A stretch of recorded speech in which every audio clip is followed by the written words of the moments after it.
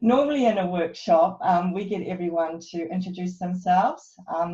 However, given the numbers, obviously, and the webinar format, things are slightly different at the moment. It isn't practical. We're clearly used to doing face-to-face workshops, so, but not this time for a while. So I'll introduce myself, and you may like to pick one of those delightful minifigures to be you for the time. Anyway, my name is Joanna Burk, and I'm one of the 2 LEGO Education Certified Teacher Trainers at Modern Teaching Aids. And the other teacher trainer is James Dwyer, and he's on the chat function. So I'm sure he'll be answering your questions and chatting to you throughout. And I'm sure he'll look after you. And as I said, we'll make a list that we can chat about at the end. So to give you an idea of what we'll be covering in today's webinar, so obviously for the next hopefully 45 minutes we'll be there. Really looking at the LEGO Education's approach to learning, which is pretty important, and then introducing the LEGO EV3, the hardware component, the software, the curriculum links, some hands-on activities, a little bit of classroom management, and then a Q&A. So it's pretty important, obviously, for us when we're looking at the continuum of learning with LEGO, is that LEGO Education's approach to learning is, as you can see up there, engaging. We all know everyone loves a LEGO brick, so it's pretty easy to get students on board and start that learning process. I think one good thing about LEGO is the relevance of it, learning through real life applications, which you can do with LEGO, and that means students are going to gain skills when they need to join the workforce later. It's definitely hands-on, so learning by making, doing, creating things, hands-on ensures minds-on, as we know. Also being creative, so I think LEGO have put everything together to make it a flexible system, which helps for them to work creatively, is working together, learning together. I mean, that is what LEGO is about, and that's why I encourage everyone to work in pairs or in groups. We learn better when we're sharing ideas. Obviously, as teachers, you need to facilitate the learning process. As far as hard fun goes, well, fun's a motivating factor in all kinds of education, from workshops to the classroom. So in LEGO Education terms, fun is also known as playful learning or hard fun. And then low entry, high ceiling. It's really important. For me, this is one of the biggest things with LEGO, is to have every student on board when starting up a project. So this will motivate all your students to, I guess, actively participate, but allows them to work at their own skill level. So when I'm talking about low entry and high ceiling, to follow on from that last slide, I'm going to show you a couple of videos of what I think are great examples of low entry, high ceiling. So the first one is a 9-year-old girl who I think has been particularly innovative with developing a fish feeder, and the second, that's definitely uni level. You'll see the second video sort of starts before the first one finishes, but hopefully this will all work for us. So here we have this handy fish feeder. So this is my pet sitter entry, and basically it's on a timer currently for 15 seconds, but it could be for 6 hours, any amount of time. And when I press the button, it'll wait 15 seconds, which kind of seems like a long time, but and then hopefully it'll go.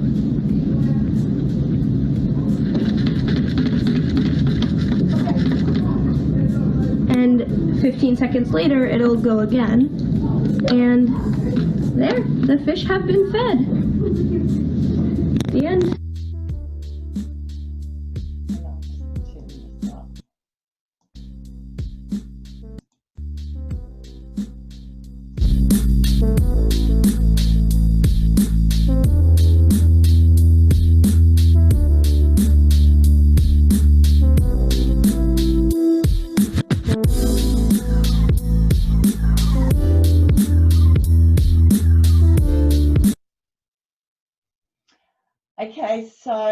in other words, this is a tool that can be continuously revisited and reused.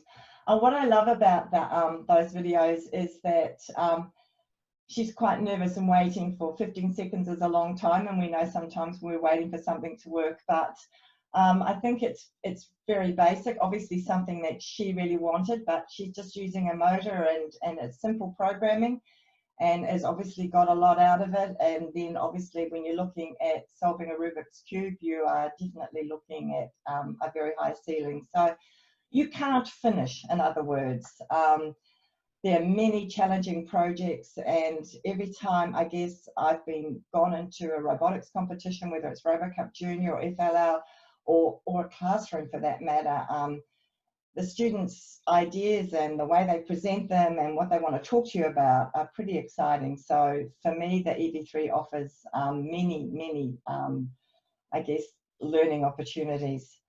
So as far as LEGO goes, and their approach to learning, what they strive to achieve with was to bring the best-in-class STEM and robotics tools to the classroom with the LEGO MINDSTORMS Education version of EV3.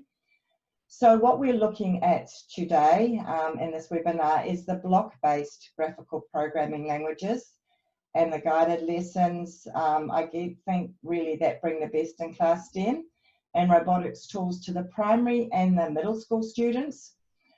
In the high schools, it's often used with professional text-based programming languages like Python, and combined open-ended projects dealing with real-world challenges. A lot of prototyping goes on too in high schools, and in primary school, of course, but to prepare students for, I guess, university and then a career thereafter. We know that, well, you know, we often talk to students where their career sort of path has changed because of robotics and what they've done in school. For those of you who are interested, James is conducting a webinar programming the EV3 with Python on the 23rd of September. So if just in case that's something that may interest you. So it's probably best if I mention it now in case any of you have this question.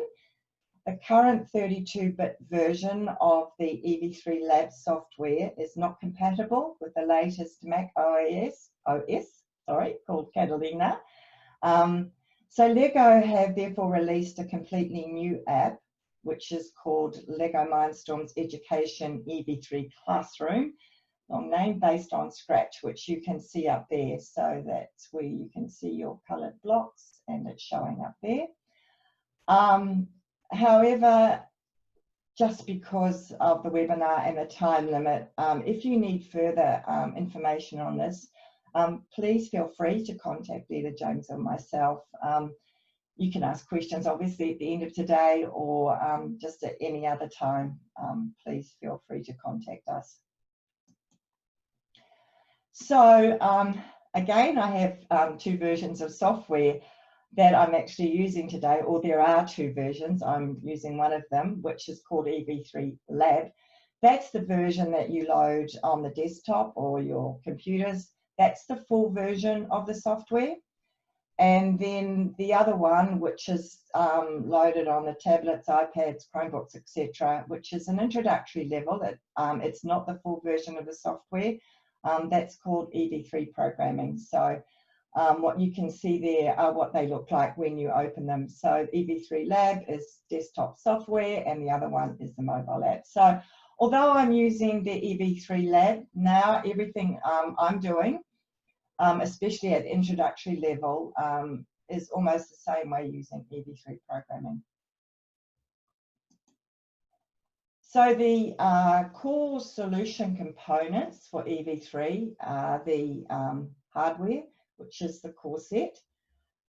There's a heap of curriculum resources. Like the EV3 has been out since 2013, which is really brilliant because it means that over time there are a lot of really excellent resources that have been developed, that have been tried and used by many educators, teachers and classrooms everywhere.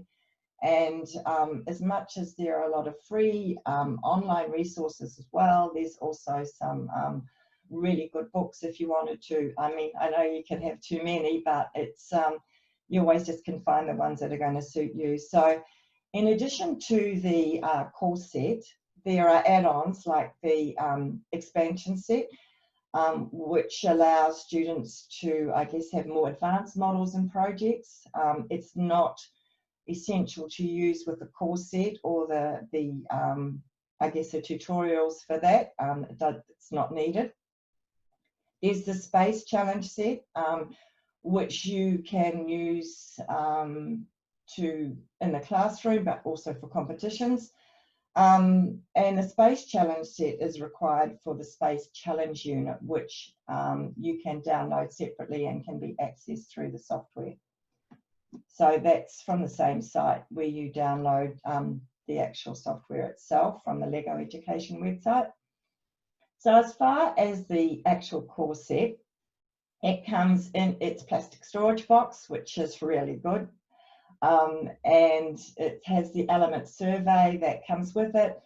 It has sticker sheets, well, some of them have sticker sheets, the earlier versions didn't, but now they have sticker sheets, so you can put the stickers on the side of the sorting tray, which really helps with set management.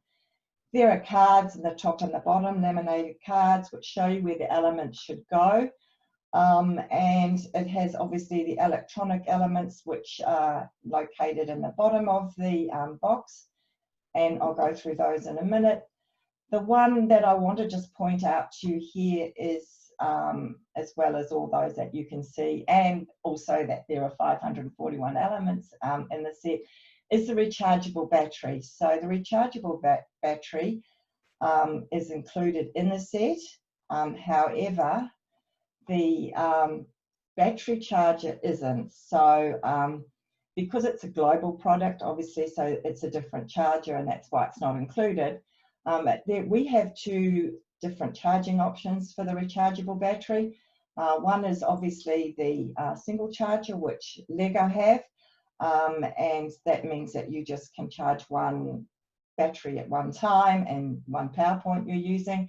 And then we have two multi-charge as well, one just showing there, but there's an 8-port and a 10-port. So if you actually have quite a few EV3s, then it's not a bad idea to have a multi-charger, because it means you can plug them and charge 8 or 10 at one time.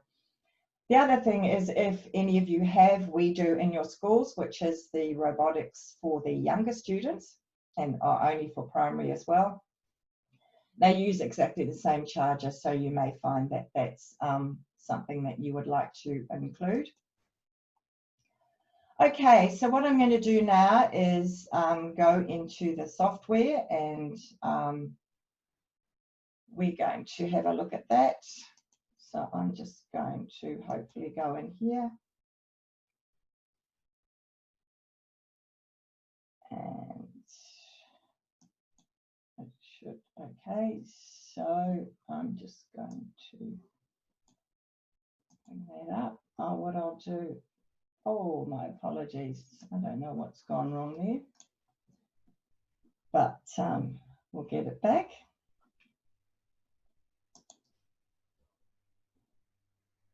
Okay, so I'm just going to go up into the lobby so that you can actually see from the start of the software. So when you open the EV3 software, it comes up with a menu on the left-hand side, and at the top it actually says lobby, and there are a few different, there's your file and your tools and your help section, which you will really need to be able, which will be handy to go into. But I'm just going to show you with the menu at first, where you come up with start here, and on this one you've got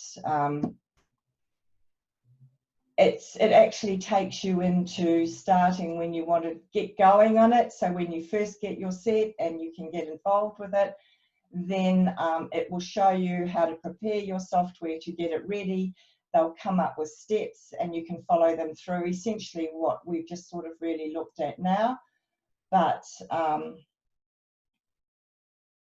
once you go in here, it will take you through on the different steps, and away you go, and it will take you through to go through back to the start. So after that, once you've gone into there, it actually gets you to try it. So in other words, you then get a quick introduction to programming using the EV3. And in this one, you actually, when you click on it, it comes up with some more tutorials, takes you through where you're actually going to be adding the sound and an image onto your EV3 block, which is brick, which is really good. But what I'm going to do is to take you first through, this is the start, we'll come back to the use and next steps. But there is the new project where we'll go in and start a program.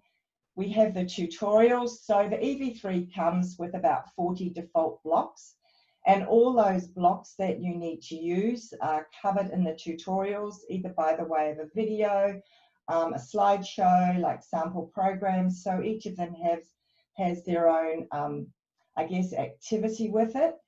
And the tutorials for the robot educators show the basic hardware, the driving base, beyond the basics, the data logging, and then tools. And I will come back to those too. Then we have the building instructions. So I'm going to sort of just show you these, and then we'll go back and quickly get our robot to do something, and then we'll go back and we'll have a look at the brick and the other sensors. So on your on the building ideas, which is great, it allows the students to have greater flexibility in that, as much as LEGO provide what they call inspirational models with all their sets, these building ideas are great, but what the students really need to obviously be able to do is to get into their own building and their own models later on. And these building ideas come up with them, which is really, I guess, allows them to be more creative and just to get away from their looking at the LEGO model or a basic robot. So these are the core models that come with the EV3 the core set. Could you try again? And I have no idea what's going on here, but anyway. So there's the gyro boy, and there's a colour sorter, there's a puppy, and there is a robot arm. These are great models, but they're not necessarily what you use in the classroom straight away. I mean, obviously they're something that can be done sometimes for the end of term and get the students to build them and then talk about them and get other ideas, but it's good that they're there. They also then provide, as I quickly showed you before, the expansion models, which these all need to be made with the expansion set, and then you have an element survey. Now, the three that are showing down the bottom here actually can be downloaded separately. So these are extra curriculum resources. So we've got we have the design and engineering, which you can download, which is great because it shows real life applications and some videos. There is the space challenge, which is a great activity on its own. And then you also have the science, which, so those where you download the software for the EV3, you can go there and under curriculum, you will find them and you can download them. So just very quickly now though, before we actually delve into those a little bit more with the brick, I've actually got, I wanted to show you how easy it is to program using and take you into the actual software. So I'm just going to go through into the software this way. Now this is when we actually go into, this is the programming screen that hopefully you can see on there, okay? And once we go in here, if you have a look down the bottom right-hand side to start off with, you'll see that it's showing that I'm actually connected to a robot. Now I'm going to hopefully change my video over so you can see my robot, and with a bit of luck,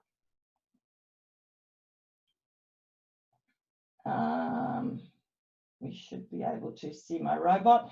So I have my my dog, who's only 5 kilos and quite old. She's 13, but she's sound asleep right next to it. So I'm trying to keep her out of the picture, but if she wakes up, my apologies. It's just one of those things when you're working from home, I guess.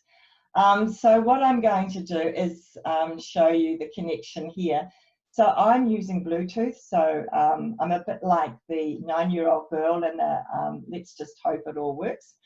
So the EV3 is showing connected because you can see that there's a red EV3 above there.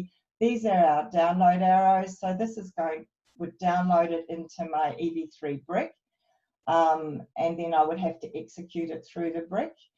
This will download and execute it immediately, and this would download part of a program. I can click on the brick information and see where I'm up to there.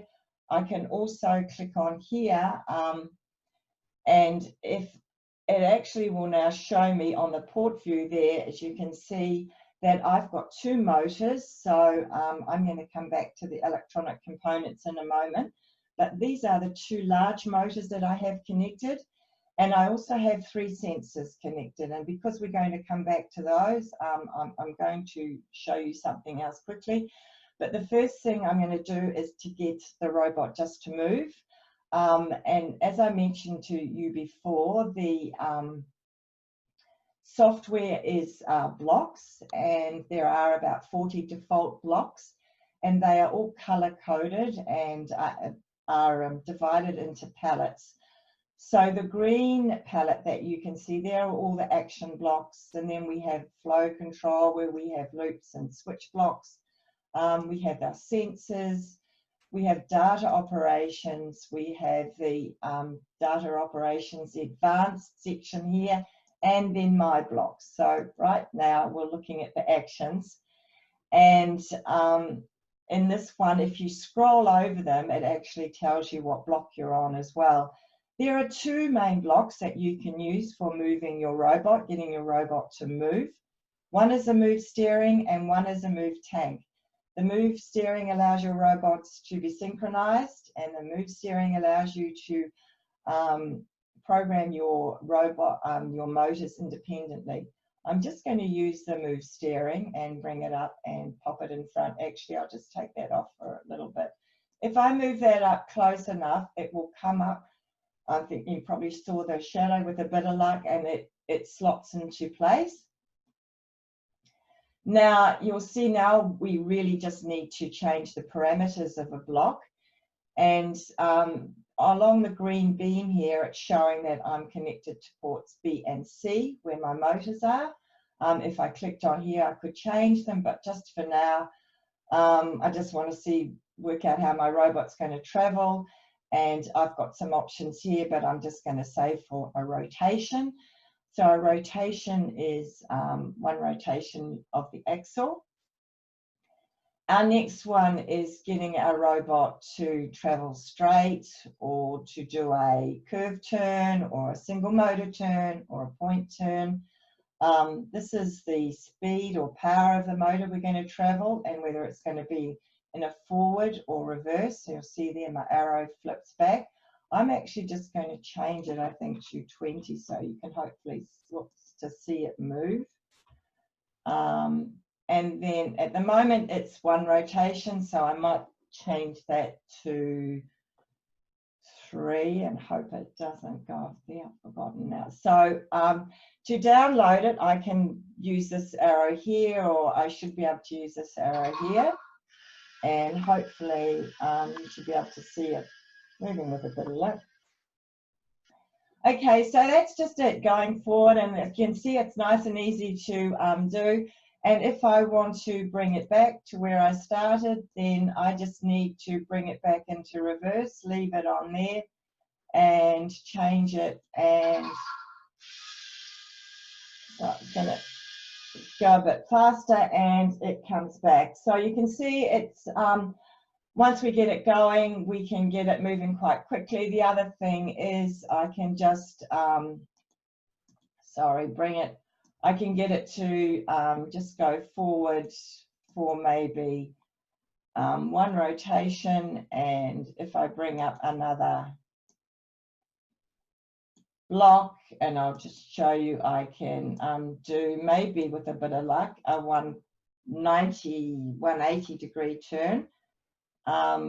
And you'll notice that it's not a matter of putting in 180 degrees because it's one rotation of the axle. So this is a point turn, and it's going to travel as far as to the, I think I've got I need 1.2 up there. I'm sure, I'm trying to remember what it is.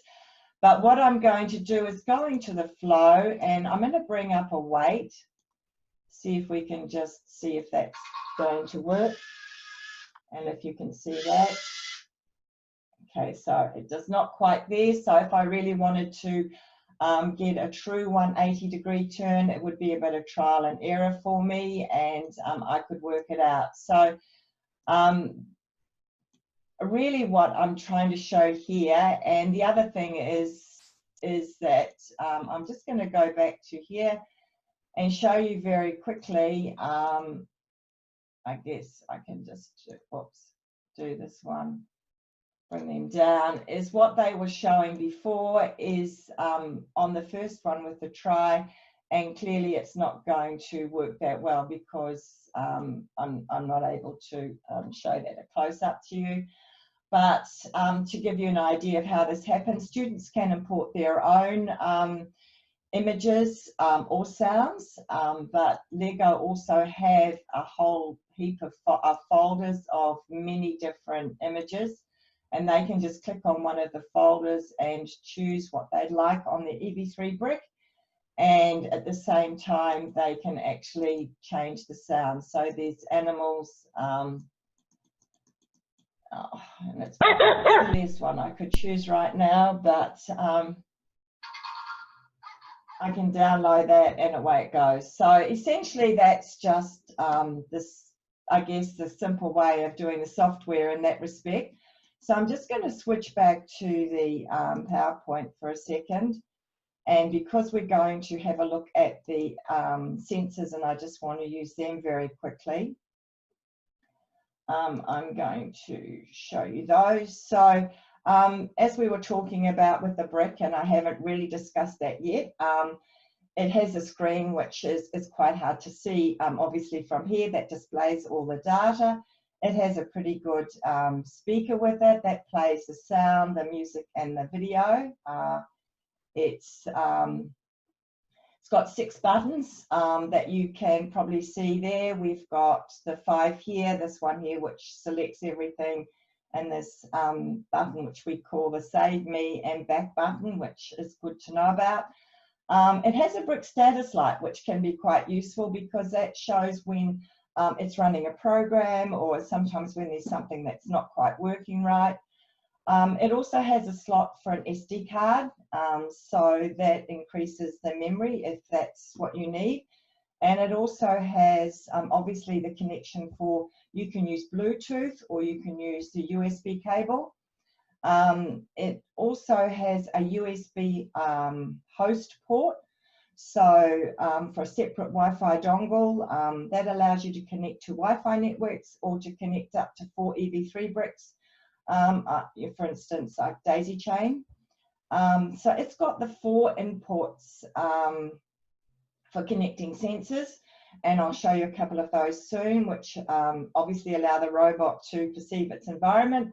And then it has the 4 output ports for connecting the actuators, well, mostly motors, allowing the robot to affect its environment. So the first one really that I'll show you there is the touch sensor.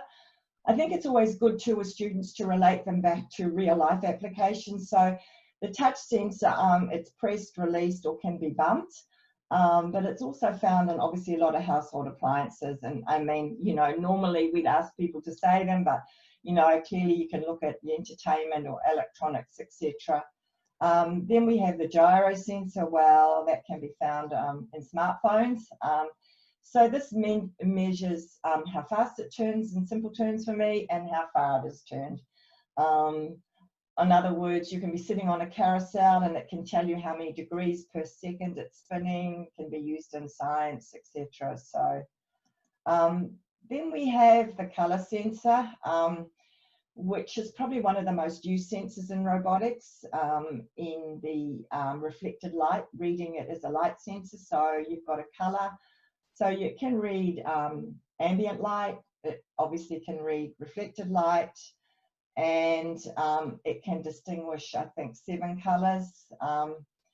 And obviously you find reflected lights found on barcode scanners, and you know, there's lots of games, and we use obviously reflected lights used all the time for rescue competitions, etc., and something such as RoboCup. So and then we've got the ultrasonic sensor.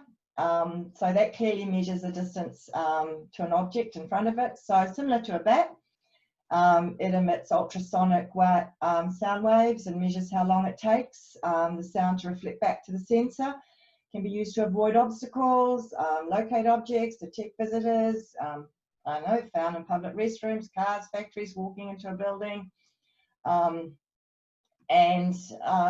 Like, it's, I think, probably also one of the used ones, and we'll get to that. As far as the large and medium motors go, they've got built-in rotation sensors. They allow them to be controlled precisely. So the large motor is obviously bigger and stronger. The medium motor is faster. They clearly help make vehicles move. They can grab, lift things. They're in household appliances, cars, factory. And then we have third-party sensors that are available for robotics applications. So there's a lot that you can actually get into. So I am just going to take you back, hopefully, to the software, and then I'm going to just quickly show you the right. So I'm going to now go into the software with you a little bit more, but what I would like to do is just show you how easy it is. Perhaps just use, I've got an ultrasonic sensor on there, as you can see down here in this kitchen here. I'm just going to show you that quickly, and then I'll go back through the software again. So when we're using a sensor, what I'm going to do is bring up my move block, but this time I just want to turn on my motors. My robot, in other words, is just going to travel, and it's waiting for an event to take place. It's going to wait till it detects an object in front of it. So I need to go to my flow palette and select the wait block. But obviously this is in seconds, so I need to change the parameters of it. If I click on here and I need to go down and find my ultrasonic, I can find this. Now what I'm going to do is compare the distance in centimeters. So I want it to stop at the EV3 box. Maybe I'll put 15 centimeters, and then I'm going to want to stop. So I'm going to bring up my block and get it to stop. So what I probably need to do very quickly is turn it around, and hopefully you can see that. So, and it stopped. So that's a good thing. No, so in other words, now it's quite easy to, I can actually, without even then getting up, get it back and change it. And it's quite easily to get it to detect now possibly the color. To show you how we can do that, I can change it to color and compare reflected light. So I actually have a black line there, as you can see. So if I just pull this back a little bit, that black one can obviously be used for line following or zigzag or whatever we might like. So now I've switched to a color. So when the light level is less than, and I think I probably need to put about 40, so that means it's going to travel on the white, the brighter surface. So the reflected light, it reads from 0 to 100, and the brighter it is, the higher the percentage, and then the darker it is, the lower the percentage. So what you do is you need to take readings of this. I've previously done it, and I know that hopefully it's going to stop when it detects a light level less than 40, and it should stop. So In fact, what I might do is get this to go on for rotations and reverse back for one rotation, and hopefully that will work. We'll see. Okay, so the reason that I'm doing it like this is just to show you how easy it is to get up and running with it, so that you can actually get programming quite quickly. It makes it easy for students to get engaged with it. So that's sort of the programming using those, but what I'd like to do is to take you back up to the lobby. And up here above the word lobby, you'll see that there is a tools and there's a help. The tools is pretty important because this includes the sound editor, image editor, block builder, but also a firmware update where you would come to. And then obviously you've got the help. The help is absolutely brilliant. Everything that you could need to know about the software, the programming blocks, how to do, connect, delete, whatever it is you want to do is absolutely in the EV3 help. Now that is online and you need to be able to access that online. The user guide you access online, but it's actually a PDF, so you can download it and you can use it afterwards, and it's excellent. It again has everything you need to know. So as again, you've got start here, you've got new project. What I'm going to show you now, just very briefly, is the basics, the tutorials. As I said to you, these are perfect as a classroom teacher if you're first introducing EV3 for the first time, because you could actually work through these and your students would be pretty comfortable in being able to use the basics and the motors and all the sensors, and then go on for more challenging brilliant activities that there are around. So what it does here in the basics hardware, it covers such things as looking at the sound, the light, the display, the buttons, the large motor, medium motor, and it goes through all the sensors that we've sort of looked at. Then you have the basics of the driving base. Now it shows you a robot up there, which is their basic driving base. For any of you interested, the one that I'm using down there, I actually use Damien Key's robot. It's called Riley Rover. It's Damien Key has a really excellent book too called Classroom Activities for the Busy Teacher EV3. He has one out for the NXD, and he's got one for Spike as well. But just to tell you that, and he has the instructions for this robot on his website. If any of you are interested, you can always email me, or James can give you his link. But I just find it a really good, easy robot to just have a quick build. But that one there is also quite good, just might take a bit longer. It's probably a sturdier one anyway. But when you're doing the driving base, it takes you through, for instance, the tank move. If I was to open this, and I'll just show you this one quickly, and then we'll look at the other. It gives you the objective for it. It's clearly got 5 steps. This is the tutorial. So you can actually watch the video.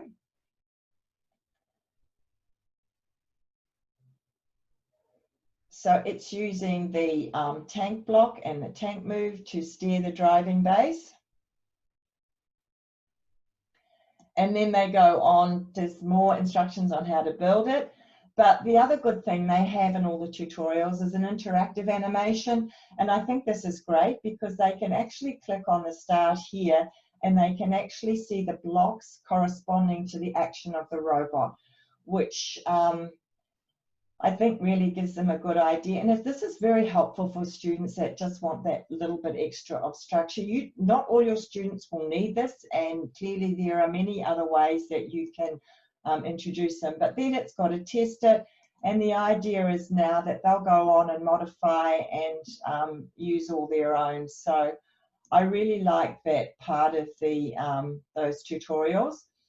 But this one is the Beyond the Basics, and this is great because it brings in multitasking, your loop, it brings in your switch block, and then multiple switches, data wires. It goes through to random using sensor blocks, text, range, then the mathematics, basic, gyro rate, compare variables, calibrate, etc. I'm just going to go back to show you one of the activities we could probably try and maybe do. But if I open up, this is using the switch block. So I don't know any students who don't want their robot to follow a line. It doesn't matter what color it is, and a line following. This isn't a true line following program because it's basically a zigzag, but it's a really good way of showing them how to get started. Because if you want a true line following program, then you really do need 2 light sensors attached to your robot. But you can see a really good little video with this, and it clearly shows it reading the line values, the reflected light values from the black and the white. And as it's reading those values, it's switching off one motor and turning on the other, depending on the light level. So when you go into the interactive animation, even though it's hard to see, you'll see that the switch block is actually the light sensor and it's showing it. So if you have a look at this, it's actually your loop block. Everything's inside the loop. You have your switch block inside the loop, which is a reflected light sensor, and then you have the individual large motor blocks where you have C off and B on, and or B off and C on, depending on the light value that it's reading, whether it's true or false. And then the next one here, they're actually told to test it themselves. So if I was to come down here, I could actually create the program, but I'm just thinking that we're probably really getting close to making sure we have enough time for Q&A and a few other things to show. So I probably won't get involved with doing that, but I just want to point out across the top here, as I've been adding programs, which I shouldn't have been doing, I should have been doing them here. So across here, this one, these are when we open our programs normally in the lobby, and we open up the tutorials. But then we've got, for instance, a new program we can give. We might file save this. So I might save my project as, it may come up, I'll say webinar, and that's already there. So now I've saved that to webinar, and this is my project essentially. And then I can now create a number of programs and give them a name, so that I can create a series of programs within my project. And then these can be downloaded onto my EV3 brick, and I can execute them from my brick anywhere. So I can take them outside in a school or wherever they are, they're on my brick and they saved, which is really good. So, and then we have obviously the content editor here, and they can add their own videos and pictures, etc. So I'm just going to go back up to the lobby here. So the other thing that I guess it's just important to remember is that there is also a data logging component to this. I'm not going into that at this moment, but it's quite good to remember that you can go in there. Now, as far as the curriculum links, and I'm going to go back to the slide in a minute, they have the Australian curriculum links are definitely there, and they're also available through the RoboCup Junior website, and there are also many of them lesson plans are linked online through the LEGO Education website, and we also have those as well. So I'm just going to go back to the slideshow and share this with you, and hopefully you'll get that back. Okay, so I just want to give you an idea again of the help and support that you actually get. So again, this is really good for the port view, which I showed you in the software, for highlighting I guess troubleshooting students, problem solving themselves, because the minute they start using robotics, they put up their hand and they'll say it's not working, and they'll sit there and wait for you to come and fix it. So this is a really good way of getting them to troubleshoot. Well, okay, so your motor's not perhaps showing up on the port view. Why isn't it showing? Is it not connected? Is the wire loose? And then they can also get readings, etc. from it. So there's it's extremely useful when they're running it, and it just really helps them pick up and find things. The other one is the user guide, which I mentioned, and you just need to get your internet connection, but you can save it as far as you can go. The tutorials that we were just looking at, there are 48 of them altogether. And I think that definitely when you can see that they can look at a video, that everything's really done for them, and they can actually even go to the help and get it, that you'll find, I think when you go into the help, this is actually what it looks like when you go into it. And it has, when you do activate it, everything that you need to know about it, as I say, is there for you to access when you go and look at your software. So there are definitely additional curriculum resources. There are the curriculum activity packs, which is the design and engineering projects. As I said, they, I guess they looking at machines that are really smart and perform complex tasks, and this gets the students really into it. I think the students, the other one that they have is the space challenge, which I was telling you about.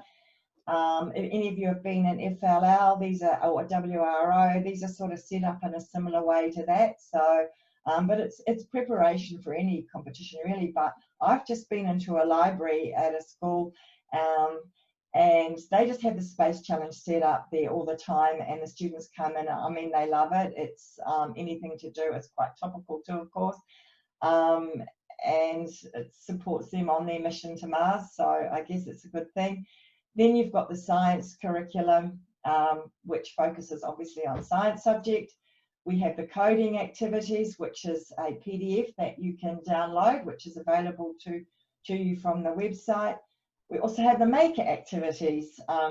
So you're pretty spoiled for a lot of really everything that you can get into with it. So I think as far as resources go, like for me, they're unlimited, and I'm sure probably a lot of you have been online and had a look at them. So as far as classroom management goes, these are just a few tips. I think for me, classroom management is really important, because the getting started, the classroom management, the way you start the lesson and the way allowing for pack-up time is an important skill that students need. So I think it's always really important to make sure that you plan all that in your lessons. But clearly you've got to download software. There's the start, these are the next steps lesson plans, which I can show you after, maybe in the Q&A, and how you can plan your lessons. So just from when you first start, it's great. There's the storage of the boxes and the models. Like I'm a firm believer in getting the students, if you have a whole heap of EV3 sets turn up at your school, if you're lucky enough to have a few of those, then your students, it's good to get them to sort it, because it gets them familiar with the elements. And you've got to obviously label and name your EV3 bricks. There's always needs to be a box of tools, space for activities and charging. We also have storage trolleys if you're looking for a way to sort of plan and how you're going to store them, and if you don't quite have enough space in your classroom or in the school. And then obviously running the lesson, the lids are great working trays. So the lids of Lego have been so designed to have the lip around the outside. That means that the Lego's not going to fall off them, and they've been designed like that, if any of you are wondering that. Of a jar for stray pieces is always good.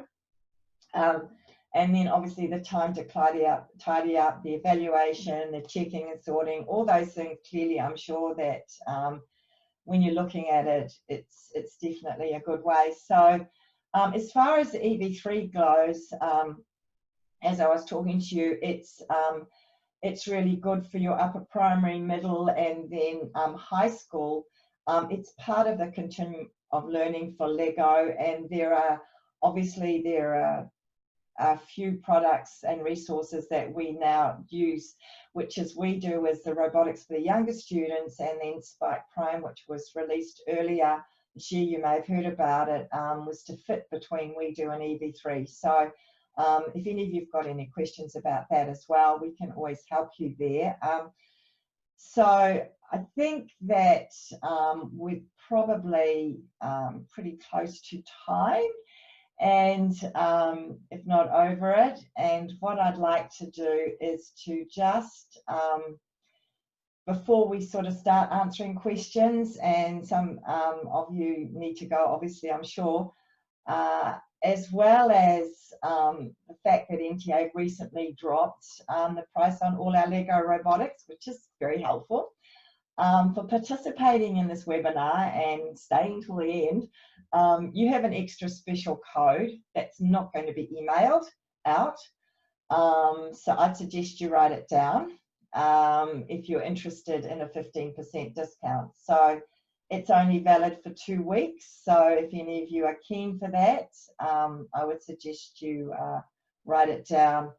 For those of you who are interested in knowing more or would like a hands-on demo or a quote, please get in contact with your local school rep. If you aren't sure who that is, then send me an email with your school, your name and address, and I'll link you up with your school rep. Sorry, I should have flicked you off the robot a while ago. I'm getting carried away with EV3. Anyway, we might end it there, and we'll open it up, and I will just allow you to unmute yourselves. And maybe James has got you could probably do that anyway. Yeah, hi Joanna. Okay, Hi. Thanks for that. Yep, we'll I'll just jump on. I'll make it so people can unmute themselves. Yeah, I think I Jumps on. Yep. Okay, people should be able to unmute themselves now. I think it's might even be Alt A or something. But yeah, had a busy time on the chat session. I bet you did. There were quite a few questions. Okay. One's, oh, well, wait a minute. We'll see if people have got new questions, because some people might have asked them. So, or seen the questions already answered. Is there anyone out there who, yeah, have questions I'd like to ask? Hi everyone, it's Peter here. I've got a question. I'm looking at the app on the iPad, and I note when Joanna was going through the steps, there's only 3 options when you go into the program, which is the motor program, the yellow program, and then there's a purple, which looks like just notes or comments. Is that the older app, or is there another new app? That, No, I think that's it. You've got, which is basically the loop block, the switch block, the weight block. You've got the actions, and you've got the purple, which is your text box, right? Yes, correct. Yeah, that's essentially, well, unless they've updated it since I looked at it, but essentially that's it. But you can do quite a lot with that. Everything that I do in my intro workshop, I can do on a iPad. Okay. that is one of the limitations of using it, programming it on the iPad app. Yes. Is that it's a smaller, you know, due to just the limitations of the iPad versus a full-blown laptop. They weren't able to install all the features that are in the software that Joanna was using. They couldn't install that into the iPad, so it is a limited functionality on the iPads. There's a chance with when they eventually release the new iPad or EV3 Classroom, which is that Scratch one Joanna referred to earlier, it will be a more feature-rich application on the iPad. Yes, I think from memory, when we last played around, we used Chromebooks because the children were quite frustrated with the, I guess, not having as many options on the iPads. Yeah. We ended up flicking onto Chromebooks and using them. I think the Chromebooks even have a limited version of the software on theirs. Yeah. Yeah. So for the full-blown experience, it's laptops and those sort of things. But people run great classes with the iPads, that sort of thing. Yep. Terrific. Thank you. Yeah. Did someone ask a question about the promo code, I think, did they? Yes, they did. The promo code's there. Yeah. So, yeah, I gave that to the person. So, okay, where's EV3 Classroom? Okay, so Marion just asked when the EV3 Classroom is expected to be released. At the moment, it has been released, I think as Joanna said earlier, on the Mac OS. But it will be released. There'll be an option to go to it on Windows and iPads, that sort of thing. It'll be sometime later this year. It's LEGO are a little bit vague on it for the unless Joanna, do you have a fixed date? Well, I thought they're not going to be releasing it till Windows come out with their new version. Yeah, so. No, it's my understanding that it will be released. There'll be a version, but not everyone will have to go to it. The current software will still be available, which, and I think I explained in one of the messages earlier, is likely to again, the current version is the most feature-rich version, and it's probably, some people will want to stay with it. Sorry, Joanna? No, that's fine. I was just looking at that, seeing if there was anything else. Okay. Okay, so is anyone else? Any more questions? Have you all got the code? 15%. Then Jacob's asked, has there been any further information released on the new Mindstorms announced earlier this year? That is the new Mindstorms. There's the Spike Prime, and then there's a retail version of the Spike Prime as well, which is probably, Jacob, what you're referring to. It's not a replacement for the EV3. Nor for the Spike Prime. It's just one is marketed into education environments, which is say the Spike Prime, and the other one is for kids at home who want to have a play with the robotics, but don't necessarily need all the tutorials and support materials behind it. They just wanted to confuse the marketplace and call it Mindstorms somewhere in the title. So they put the little word in there, but it's not. It's EV3 is the priority product as well as Spike, and we do. Okay. And Deb's asked, is the promo code discount on top of the discount? Oh, no. It would go to a maximum of, using the promo code to go to a maximum of 15%. So if there's already 8% off, you'd get an extra 7% off, that sort of thing. Yeah. So hopefully that answers that question.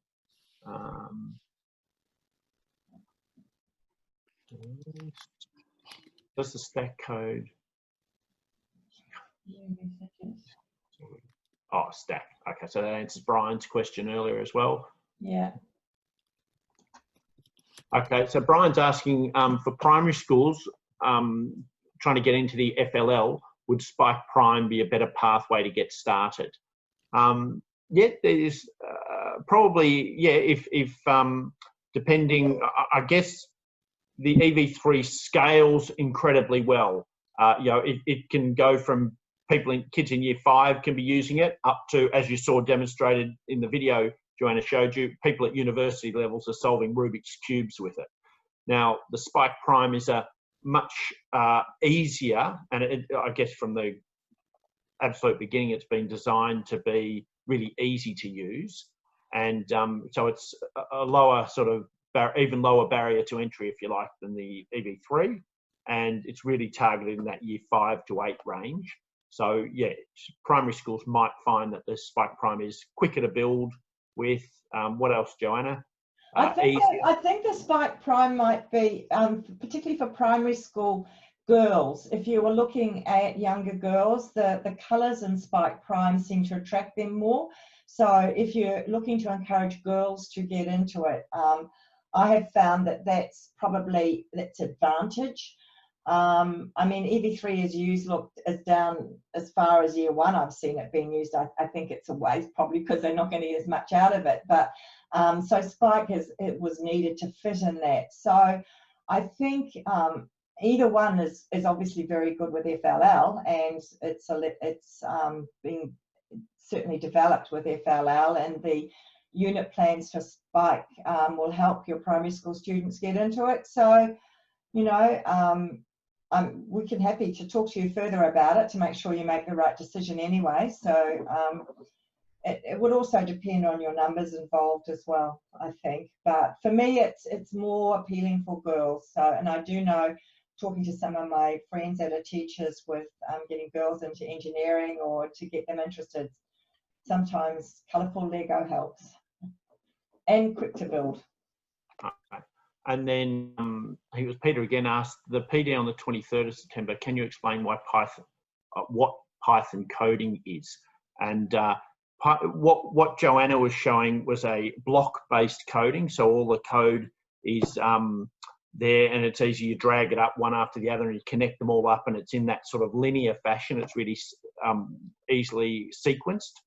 Python moves to text-based coding, which is much more complex, but it's closer to, you know, the software that's running our computers is all text-based coding, and Python is a step towards that. So, but, you know, if I'm trialing an idea on the EV3, I often find it easier to trial my idea using the EV3 software before I go to Python to code it, just because it's quicker and easier. You don't have to worry about syntax. You don't spell things wrong. So it's just conceptually, the EV3 software is really good, as you can do some quite complex ideas, but Python is just a text-based language. So if you're not needing to run text-based languages, it may not be something that grabs you, and you might find it easier to teach the students and engage them with the block-based coding that Joanna was showing. Someone's asked for clarification. No, where I can find instructions from Easy Quick Base at Damien Key's website. I'm just going to write his name. I think it's just damienkey.com. But I'll put that there for you. But oh, well, it's not got 3 E's. without the third E. Without the third E. Sorry. Yeah, it's. But even if you Googled him, you'll find it. And on there, he actually has a free download. You can actually download a PDF of his quick build. It's also in his book, which we sell, which is Classroom Activities for the Busy Teacher EV3, which is really awesome. The activities he's got in there are great. So if you're interested in 10 lessons and with lots of really good info in it, then have a look at it. He's got some sample extracts from his book actually on his website, and lots of other really good info. So have a look. Okay, and if we don't have any other questions. Well, what? One more, is it? Thanks. Was there someone? Sorry. No, we're all good. Okay. Okay, well, I hope that helped you to get some knowledge about EV3 if it's your first time that you've looked at it. And we've got a few more webinars running. I have one on Spike. James has got one on using Python, and then we have them on WeDo. We're also running some online workshops as well. So if you want any more information, please email myself. My email's there, or James is jdwyer at the same thing, jdwyer@teaching.com.au. Either one of us can help you out. Okay. So thanks everyone, and have a lovely Tuesday evening. Okay. Thank you. Bye.